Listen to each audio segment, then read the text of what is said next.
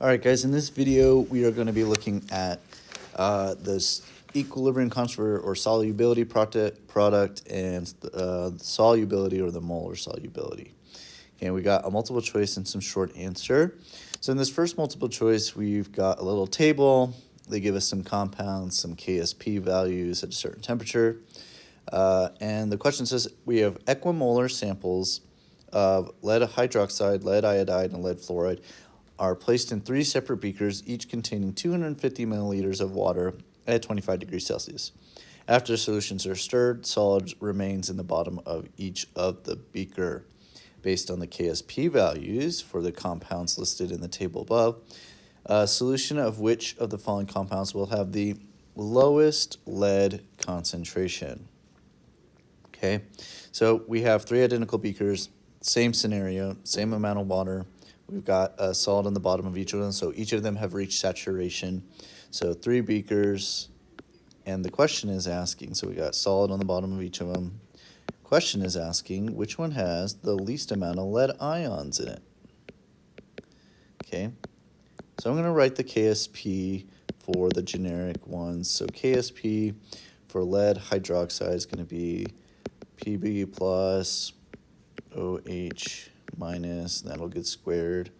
Ksp for PBI will be concentration of Pb, and then I squared, and then the Ksp for the last one will be Pb concentration. These are all plus 2's. F minus squared. Okay, so they're all very similar. They all contain 1-to-2 ratios, and the leads all are in terms of one ion being produced. So that's important to note, that we're making 1 ion every time that salt goes into solution. Okay, so which one's going to have the highest concentration? Or, sorry, lowest concentration we want? Well, it's going to be based on the Ksp, right?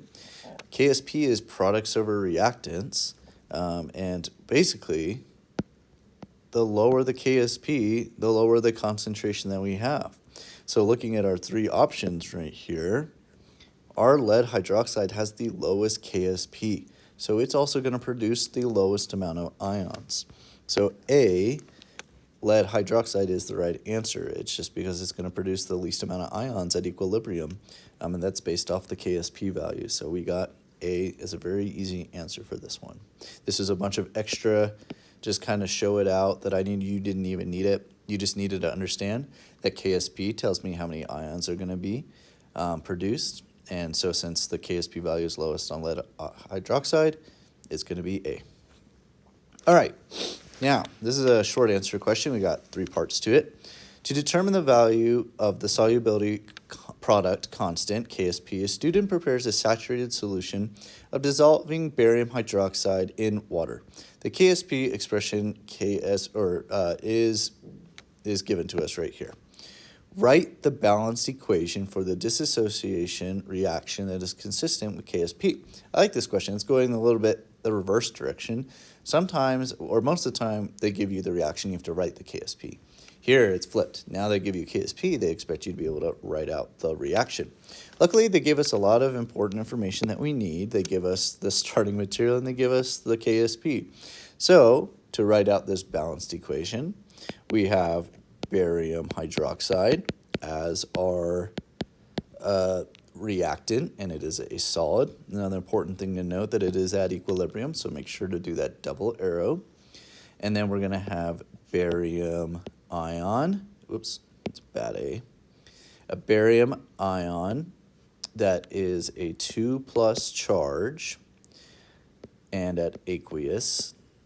And then also, and this might be where a lot of students might miss, 2 hydroxide ions that are also at aqueous. Started to run out of space. Yeah, so notice there's 2 hydroxides here, so there's got to be 2 hydroxides here. Also, there's a 2 right here, so we definitely need to make sure we put that 2 in the front. But that's it. That's all you would have to do for this one to get full points. It's just kind of going the opposite direction. They give you Ksp, write the reaction, but you should be able to write a reaction and turn it into a Ksp as well. Okay, question B, part 1. The student determines that the solubility of barium hydroxide is 18.5 grams per liter at 25 degrees Celsius. And part 1 says calculate the molar solubility of barium hydroxide in moles per liter. So if you're not really sure, like we haven't talked about this in class, like how to answer this, well, all it's asking is to go from grams to liters to moles to liters. So it's stoichiometry. We're just going from one thing to another. So we start with 18.5 grams per 1 liter, and we want to convert it to moles. So how do we go from grams to moles of anything? Molar mass, right? So we need to know the molar mass of barium hydroxide, which, where do we find that? On the periodic table, right? In this case, they don't give us it, so we'll have to go to the periodic table and find that the molar mass of barium hydroxide is 171.35. That's grams per mole. Okay, so I have 171.35 grams for every 1 mole of barium hydroxide, okay, which is perfect. That's all I got to do. My grams will cancel, so then my moles will come out on top, liters on bottom, which is exactly what I want. Moles on top, liters on bottom. So I take 18.5 and divide by 171.35, and you should get that the molar solubility of barium hydroxide is 0.108 moles per liter. Nice and big on my page. Okay, that's all you had to do. You actually just had to take the solubility of the barium hydroxide and divide by the molar mass. So pretty simple. Part 2 now says to calculate the Ksp for barium hydroxide at 25 degrees Celsius.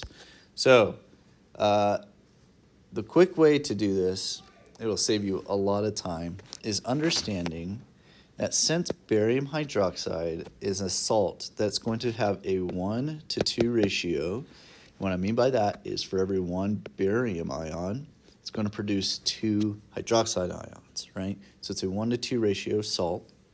That means the Ksp is going to be equal to 4s to the third. I put s for solubility. Solubility is found right here, so you can see where our next step is. But before we move on, if it's a 1-to-1 ratio, so let's say it's like NaCl, okay, it's a 1-to-1 ratio of salt ions, then the Ksp is equal to just s squared, okay? And I expect on the AP test probably to either have one of these two options. Probably won't go to a 1 to 3 ratio or 2 to 3 ratio. So as long as you can remember, 1 to 1 ratio is the s squared, and the 1 to 2 ratio is 4s to the third. It's going to save you a lot of time, make life a lot easier for you. So going back to our question, we want the Ksp, so all we need to know is our S, which is the molar solubility, so that's what comes here. We needed the molar solubility in terms of moles per liter so that we can actually solve for the Ksp. So all you got to do is plug that number in. So the Ksp is 4 times 0.108 raised to the third power. Now, algebraically, what you want to do in your calculator is raise it to that third power first and then multiply by 4. You should get your answer to be Ksp is 5.04 times 10 to the negative third power. And there's your answer. This is a very likely possible short answer question they might give you. Most likely there'll be a part C as well to go with it, and you'll probably use your Ksp to answer part C. But this is a good formatting of 3 questions that I could definitely see on the AP test.